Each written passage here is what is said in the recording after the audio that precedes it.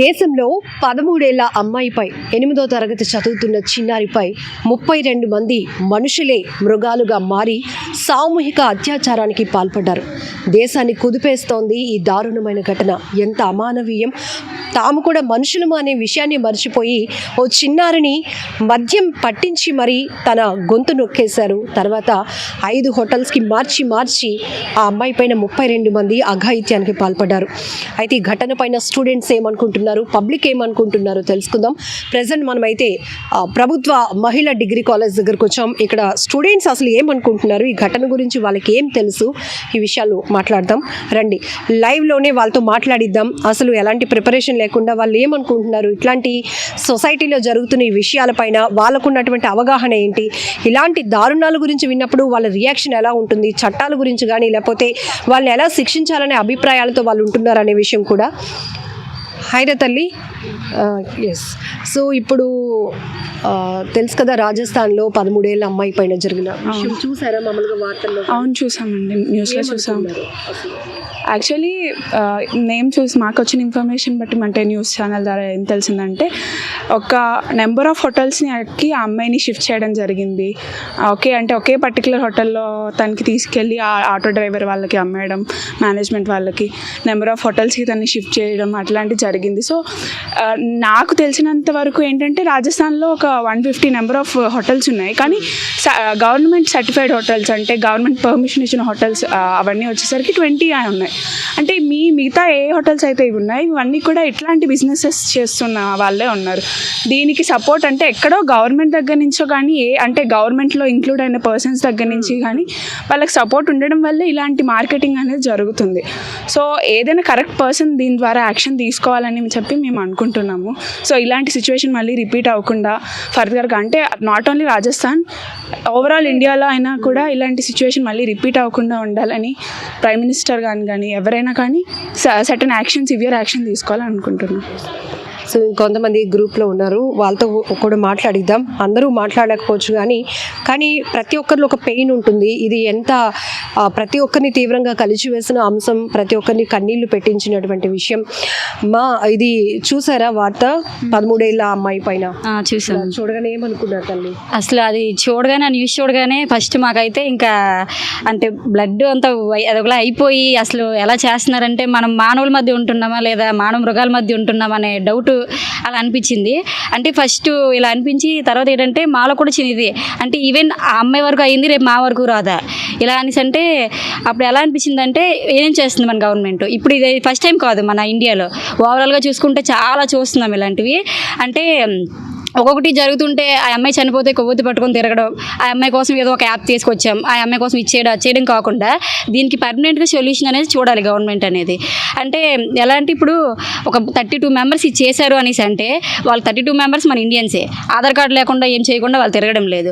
Even ఒక hotel నుంచి 5 హోటల్స్కి change చేస్తున్న టైంలో నీ ట్రావెల్ కానీ నీ హోటల్లో మారుతున్నప్పుడు కానీ నీ ఆధార్ కార్డు లేకుండా హోటల్కి తీసుకోరు. అంటే అంత చెక్ చేస్తున్నప్పుడు హోటల్స్ అంత కరెక్ట్గా ఉన్నప్పుడు ఒక అమ్మాయిని నువ్వు అలా 5 హోటల్స్ షిఫ్ట్ చేస్తున్నావు అనేసి అంటే, ఒక హోటల్ మేనేజర్ అయినా కానివ్వండి, అక్కడ ఉన్న పబ్లిక్ ఎవరైనా ఇప్పటికీ కూడా చూడలేదా? చూసినా కూడా ఆ అమ్మాయి అంటే చూస్తుంటే మాకు అనవసరం అని వదిలేశారా? ఈవెన్ నా హోటల్ మేనేజర్ అయినప్పటికీ కూడా వాళ్ళు అక్కడ ఆ తప్పు చేసిన వాళ్ళకి కూడా అందరికంటే అది వాళ్ళ వరకు వస్తేనేనా, అంటే వాళ్ళ కూతురికి వాళ్ళ అక్కకి చెల్లికి జరిగితేనే చేస్తారా? ఈవెన్ దేశంలో ఏ అమ్మాయి అయినా తన అక్క చెల్లిగా భావించి ఈ గవర్నమెంట్ ఏం చేయాలని నేను అనుకుంటున్నానంటే, అంటే వాళ్ళు అలా జరుగుతుంది, 32 మెంబర్స్ కోసం సెర్చ్ చేస్తున్నారు, తీసుకొచ్చి వాళ్ళకి శిక్ష వేయడం లేదు. ఎలాంటిది వేస్తున్నారు? జైల్లో పెట్టి వాళ్ళకి ఫుడ్ పెట్టడం.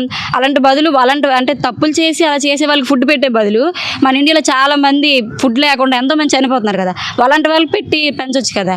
ఇలాంటివి చేయకుండా ఇలాంటి వాళ్ళు ఎలా అంటే, ఇంకొకసారి ఈవెన్ అమ్మాయిని చూస్తే సిస్టర్ అయినప్పటికీ కూడా నార్మల్గా చేయడానికి కాదు కదా, అమ్మాయి అవుతుందంటే తల దించుకొని ఉన్నట్టు చేయాలి. అలా చేయాలని నేను అనుకుంటున్నాను. ఇలాంటి వాళ్ళు ఎందుకు ప్రోత్సహిస్తున్నారో అర్థం అవ్వడం లేదు. ఎంత శిక్ష ఎంత కఠినంగా ఉండాలంటే అంత వైలెంట్గా నేను మాట్లాడకూడదు. కానీ ఒక్కొక్కడికి అమ్మాయిని చూసామంటే అమ్మాయి వెళ్తుందా, ఇప్పుడు చూడండి ఒక అబ్బాయి వెళ్తున్నాడు అనేసి అంటే అమ్మాయి తలదించుకొని వెళ్తుంది, అంటే ఏమైనా అంటారేమో లేదా ఏదైనా కామెంట్ చేస్తాడేమో. కానీ అమ్మాయి వెళ్తుందా అనేసి అంటే అబ్బాయి అక్కడ తలదించుకొని వెళ్ళాలి.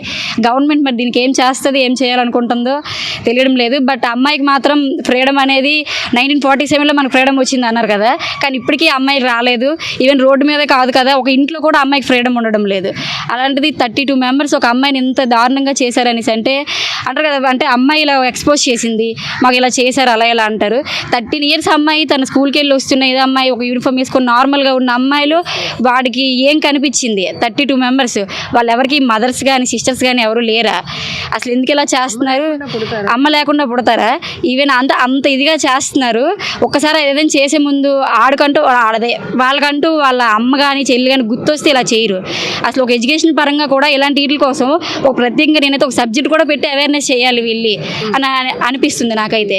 అంటే చాలా అంటారు కదా, ఇప్పుడు రాజస్థాన్ అనే కాదు బీహార్లో వీటిల్లో ఎడ్యుకేషన్ లేకపోవడం వల్ల కూడా చాలా మందికి ఇలా జరుగుతుంది. అంటే నా మదర్ అయితే ఒకలాగా, ఒక తప్పుడు మాట ఎవరినో అనిస్తే పర్లేదు, ఈవెన్ ఒక మదర్ని అంటే ఒప్పుకోడు. అంటే అది నా వరకు వస్తే ఒకటి, ఎదురు వరకు వస్తే ఒకటి. అలా అంటే చూసింది ఏదైనా కూడా నా చెల్లి నాది అన్నట్టు భావించి కొంచెం వాళ్ళలో కూడా ఎడ్యుకేషన్ లేకపోయినప్పటికీ కూడా ఇలాంటి విషయాల్లో అవేర్నెస్ కల్పించాలి గవర్నమెంట్. మళ్ళీ ఇలా చేసే వాళ్ళకి గివప్ అంటే వాళ్ళు ఇచ్చామా, కొన్ని జైలు శిక్ష చేసామా, మళ్ళీ తిరిగి వచ్చామా, తిరిగి వచ్చి వాడు మళ్ళీ అది చేయడానికి గ్యారంటీ లేదు. అలా ఏంటంటే వాడికి లైఫ్ టైం అలా ఉండిపోవాలి, లేదా ఉరిశిక్ష మాత్రం పక్కా వేయాలి ఇలాంటి వాళ్ళకి మాత్రం. నేనైతే ఇదే అనుకుంటున్నాను. ఈ వీళ్ళకి అంటే తిండి పెట్టి పోషించడం వేస్ట్. అలాంటి వాళ్ళకంటే చాలా మంది పేదలు ఉన్నారు, అలాంటి వాళ్ళకి పెట్టడం బెటర్ అని నా ఒపీనియన్. చూసారా, ప్రతి అమ్మాయిని కదిలిస్తే ముందు కన్నీళ్ళే వస్తున్నాయి. కన్నీళ్లతో కూడుకున్న మాటలే ఈ మాటలన్నీ కూడా. ఎందుకంటే ఎక్కడ జరిగినా కూడా ఒక అమ్మాయి స్కూల్ యూనిఫామ్లో ఉంది, రెగ్యులర్గా వెళ్ళి ఆటోనే ఎక్కింది, కానీ ఇంత దారుణంగా అమ్మాయిని చేస్తారని అసలు ఇట్లాంటి ఘటన ఊహించడానికి కూడా చాలా కష్టంగా ఉంది. తల్లి వార్త గురించి విన్నారు కదా, నా పేరు ప్రవళిక. ఏమనుకున్నావు అసలు చూడగానే? అసలు ఇట్లాంటివి చూడకూడదు భగవంతుడు అనుకున్నాం ముందు అందరం. మీరేమనుకుంటున్నారు? అంటే ఆ పాపకి అలా జరిగినప్పుడు ఆ పాప ప్లేస్లో నేను కూడా ఉండుంటే ఆ పాప ఎంతలా బాధపడిందో అంతలా ఏడుపు వచ్చేసింది నాకు ఆ ఇన్సిడెంట్ చూడగానే. ఒక 13 ఇయర్స్ పాప అలా ఎలా చేస్తారు? అయినా ఒక 32 మెంబర్స్, అందులో ఒక్కరికి కూడా కనికరం ఉండదా? అంతలా చేశారు. భయంకరమైన మనుషులు చాలా, అసలు ఎంత ఏడుపు వచ్చేసిందంటే చాలా ఏడుపు వచ్చేసింది. రీసెంట్గా మా ఊర్లో కూడా ఒక చిన్న పాప 7 ఇయర్స్ పాపని రేప్ చేశాడు ఒక అతను, కానీ అతనికి ఎలాంటి శిక్ష వేయలేదు. ఒక 2 ఇయర్స్ జైల్లో పెట్టారు, ఫుడ్ పెడుతున్నారు, కానీ అతన్ని మాత్రం ఏం చేయలేదు, వదిలేశారు. అలా ఎలా చేస్తారు? గవర్నమెంట్ అసలు ఏం చేస్తుంది? మరి పిల్లల్ని కూడా ఇలా చేస్తారా? ఆ పిల్లలు మేజర్ కూడా కాదు, 5 ఇయర్స్ 7 ఇయర్స్ 13 ఇయర్స్ పాపల్ని ఇలా చేయొచ్చా? ఇప్పుడు ఉన్న చట్టాలు సరిపోతాయి అనుకుంటున్నారా?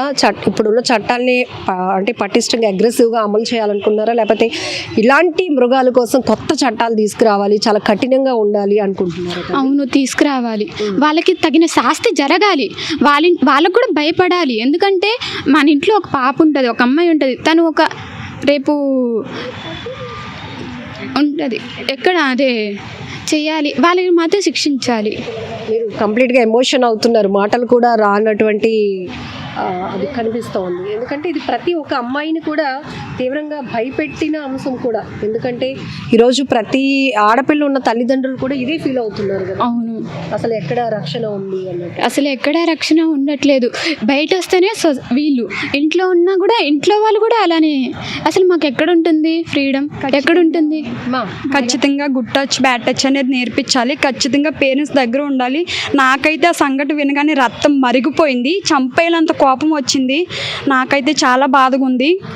అలాగే వాళ్ళకి ఖచ్చితంగా ఉరిశిక్ష పడాలి. ఇలాంటి వాళ్ళని అస్సలు వదలకూడదు. అమ్మాయి వెళ్ళిందంటే అమ్మాయి తల ఎత్తుకోవాలి, అబ్బాయి కిందకి దించాలి, అలాంటి శిక్ష వేయాలి. మామూలుగా ఉండకూడదు. అలాంటి వాళ్ళని అస్సలు వదలకూడదు.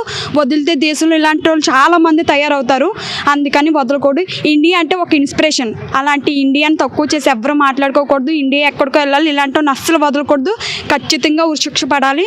ఖచ్చితంగా చట్టం దీనికి మంచి న్యాయం చేయాలి. మనుషుల్లానే ఉంటున్నారు, మగాలుగానే ఉంటున్నారు, కానీ మృగాలుగా మృగాలుగా మారిపోతున్నారు. పసి పిల్లలు అని కూడా అసలు ఆ పాపలో అసలు వాళ్ళు ఏం ఎత్తుక్కున్నారో కూడా అర్థం కాదు. అంతకుమించి మనం ఏం మాట్లాడలేం. 18 సంవత్సరాలు కూడా నిండలేని పిల్లలు వాళ్ళకి ఏం కనిపించిందో నాకు ఇప్పటికీ అర్థం కావట్లేదు. అలాంటి మృగాలను అస్సలు వదలకూడదు. చట్టం ఖచ్చితంగా సిన్సియర్గా ఉండి ఎలాగన్నా మంచి చట్టం ఎలాగన్నా మంచిగా న్యాయం. ఇప్పుడు వీడియో ఒకటి వైరల్ అవుతోంది, ఎవరో కొంతమందిని తాళ్ళతో కట్టి తీసుకొస్తుంటే ఒక ఆమె కొట్టినట్టు. బట్ ఆ వీడియోకి దీనికి సంబంధమే లేదు. కానీ ఇందులో 32 మందిలో 18 మంది దొరికారు, మిగతా వాళ్ళు దొరకలేదు. వీరందరూ దొరికితే ఇమీడియట్గా యాక్షన్ ఎలా ఉండాలని అనుకుంటున్నారు?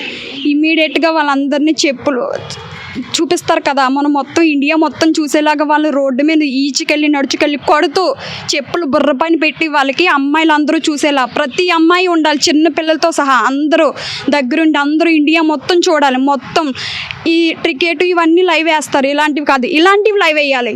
ఇవి లైవ్ వేసి మొత్తం ప్రభుత్వం అంతా చూసేలా, దేశాలన్నీ చూసేలా మొత్తం ప్రభుత్వానికి తెలియాలి. ఇండియాలో ఇలా జరిగితే ఇలా అయ్యిందని వేరే దేశంలో చెయ్యకుండా భయపడాలి, గజ వణుకుపోవాలి. ఇలా ఉండాలి. సో కొంతమంది స్టూడెంట్స్తో మాట్లాడదాం. పర్సనల్గా మీకు కూడా ఇలాంటి సొసైటీలో జరుగుతున్న దారుణ ఘటనలు, మరి ముఖ్యంగా మన దేశంలో జరుగుతున్న దారుణ ఘటనలు చూస్తే ఆ పాప చెప్పినట్టు రక్తం మరిగిపోతుంది. అంతకు మించి మనం ఏం చెప్పడానికి, ఏ వ్యవస్థల్ని మనం చేతిలోనికి తీసుకోలేము. కానీ ఎలా శిక్షించాలి ఈ వెధవల్ని అనుకుంటున్నారు కామెంట్ బాక్స్లో మీరు కూడా మెన్షన్ చేయండి. ఈ ఇష్యూ చూశారు కదా, రాజస్థాన్లో 13 ఏళ్ల పాప పైన జరిగిన, మీరేమనుకుంటున్నారు అసలు? ఏమనుకున్నానంటే, ఒక అమ్మాయి మీద అలా జరిగిందంటే ఒక అమ్మాయికి జరగడమే కాదు, అది ఫ్యామిలీకి కూడా ఎఫెక్ట్ అవుద్ది. ఎందుకంటే నలుగురు 4 రకాలు అనుకుంటారు ఆ అమ్మాయి తప్పు చేసిందని. కానీ ఇంకొకసారి ఇలాగ రిపీట్ అవ్వకూడదంటే బయట సొసైటీలో మనుషులు మారాలి, నెక్స్ట్ మన లా మారాలి, చట్టాలన్నీ మారాలి. అలా చేసిన అబ్బాయికి ఎన్నో సంవత్సరాలు జైల్లో ఉంచి ఉరిశిక్ష వేయకూడదు, వెంటనే చేసేయాలి. ఉరిశిక్షనే కాదు, బయట సమాజం శిక్షించాలి. ఆ అమ్మాయి ఎలాగైతే అన్ని రోజులు ఎంత బాధపడిందో, నరకం అనుభవించిందో, ఆ అబ్బాయికి కూడా అంతే నరకం అనుభవించేలా చెయ్యాలి. కానీ ఆ అబ్బాయిని ఉరిశిక్ష వెంటనే చంపేయకూడదు, ఆ అబ్బాయికి కూడా నరకం చూపించాలి. ఇంకొక అబ్బాయి ఆ ఆలోచన రాకుండా చెయ్యాలి. అంటే అమ్మాయి ఇలా పడింది అంటే ఆ అబ్బాయికి కూడా అలాగే నరకం చూపించి ఇంకొక అబ్బాయి ఇలా చెయ్యాలంటే భయపడాలి. ఇంకొకసారి అమ్మాయి ఒక తెలియని అమ్మాయి వైపు చూడాలంటే భయపడాలి, అలా చెయ్యాలి. అలా కాకుండా సమాజం అడిగి జైల్లో అన్ని రోజులు పెట్టేసి, ఫుడ్ పెట్టేసి, లాస్ట్లో చంపుతారో చంపరో కూడా తెలీదు. వేరే కంట్రీస్లో అయితే చాలా నరకం అనుభవించినట్టు చేస్తారు ఆ అబ్బాయికి. కానీ మన కంట్రీలో అలా చెయ్యరు. ఎందుకు చెయ్యరు? చెయ్యాలి. అబ్బాయి కూడా నరకం అనుభవించాలి, ఇంకొక అమ్మాయి వైపు చూడాలి, తప్పు చెయ్యాలంటే భయపడాలి. అలాగా సమాజం కూడా చాలా, అంటే ఇలా ఆ బయట పేరెంట్స్ కూడా అమ్మాయికి ఇలాగుండు అలాగుండు అని అంటారు. కానీ అబ్బాయికి కూడా చెప్పాలి, ఇంకో అమ్మాయి వైపు ఇలా చూడకూడదు, అందరూ నీ చెల్లెళ్ళు అక్కలు అన్నట్టు చెప్పాలి. కానీ అమ్మాయికి ఇన్ని ఇన్స్ట్రక్షన్స్ పెట్టేసి ఆ అబ్బాయికి పెట్టకుండా అబ్బాయికి అలా వదిలేయడం చాలా తప్పు. పేరెంట్స్ చెప్పినా కొంతమంది అబ్బాయిలు వినరు. ఇంకొకసారి ఇది రిపీట్ అవ్వకుండా ఉండాలంటే మొత్తం మన చట్టం మారాలి, లా మారాలి. ఇంకొక అమ్మాయి వైపు ఎవరైనా చూడాలంటే భయపడేలాగా చూసుకోవాలి. అది మన సొసైటీలో ఉంది, పేరెంట్స్లో ఉంది. ఆ అబ్బాయి బుద్ధి కూడా మారాలి. సో చూసారు కదా, ఒక్కరు కాదు 32 మంది, ఒక్క అమ్మాయి. అసలు ఆ అమ్మాయికి ఏం జరుగుతుందో కూడా తెలీదు. చుట్టూ మనుషులా వీళ్ళు మృగాల అని ఆలోచించుకునే లోపే 5 రోజుల పాటు ఒక నరకాన్ని చూసింది. ఆ అమ్మాయి హోటల్స్ కూడా లైసెన్స్ లేని హోటల్స్లో 5 హోటల్స్ చేంజ్ చేస్తూ మార్చి చేశారు. మరి మన గవర్నమెంట్ ఏం చేస్తుంది? లైసెన్స్ లేని హోటల్స్ని ఎలా రన్ చేయడానికి వాళ్ళకి అనుమతి ఇచ్చింది గవర్నమెంట్?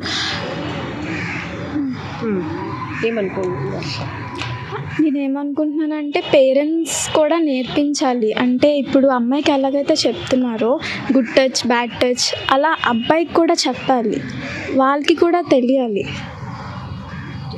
సో మరి కొంతమంది స్టూడెంట్స్తో మాట్లాడేద్దాం.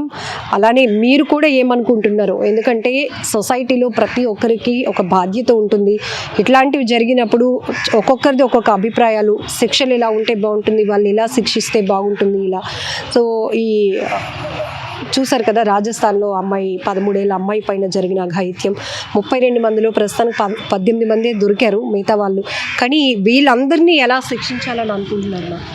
నా అభిప్రాయం ప్రకారం అయితే 13 ఏళ్ళ అమ్మాయి పైన అంత 32 మంది అత్యాచారం చేయడం అనేది అది చాలా దారుణమైన ఘటన. దాన్ని వెంటనే అమలు చేయాలి. ఆ తప్పు చేసిన బాధితులను కూడా వెంటనే శిక్షించడం అలాంటిది ఏదైనా ఇప్పుడు వాళ్ళని చూసి ఇంకొకరైనా నేర్చుకోవచ్చు దాన్ని. అలా కాకుండా తప్పు చేసిన వాళ్ళని వెంటనే శిక్షించి ఇంకొకరు అలా చూసి నేర్చుకోకుండా చేయాలి. ఫోక్సో చట్టాలు ఇవన్నీ ఉన్నాయి, కానీ ఫోక్సో చట్టాన్ని ఇంకా కఠినంగా శిక్ష పడేలా మార్చాలి. అదే కాకుండా ఇంకా 32 మంది అంటే అది ఇంకా చాలా దారుణమైనది. అలాంటిది 13 ఏళ్ళ అమ్మాయికి అసలు ఏం తెలియని వయసులోనే అలా 32 మంది చేయడం అనేది చాలా తప్పు. అది అలాంటి అమ్మాయికి మరి వాళ్ళ బాధితులు అయిన వాళ్ళని అసలు క్షమించకూడదు. సో ఇది విశాఖలో ప్రభుత్వ మహిళా డిగ్రీ కాలేజ్ నుంచి స్టూడెంట్స్ కొంతమంది ర్యాండమ్గా మాట్లాడుతూ వాళ్ళ అభిప్రాయాలు చెప్పారు. కొంతమంది సాఫ్ట్గానే చెప్పొచ్చు, మరి కొంతమంది రక్తం మరిగిపోతుంది మేడం, ఇలాంటివి చూడకుండా ఉండాలి, ఇలాంటి దారుణాలు జరగకుండా ఉండాలంటే సిస్టమ్ చాలా అగ్రెసివ్గా వెళ్ళాల్సిన అవసరం ఉంది, మార్పులు రావాలి అంటున్నారు పిల్లలందరూ కూడా. సో మీరు కూడా ఈ ఘటనపై ఏమనుకుంటున్నారు? ఇక వ్యవస్థల్లో ఎలాంటి రకమైన మార్పులు రావాలి, ఈ ఘటనకు పాల్పడినటువంటి ఈ మృగాలకు ఎలా శిక్షించాలి, ఎలా శిక్షను అమలు చేయాలనుకుంటున్నారో కామెంట్ బాక్స్లో మీరు కూడా తెలియజేయండి.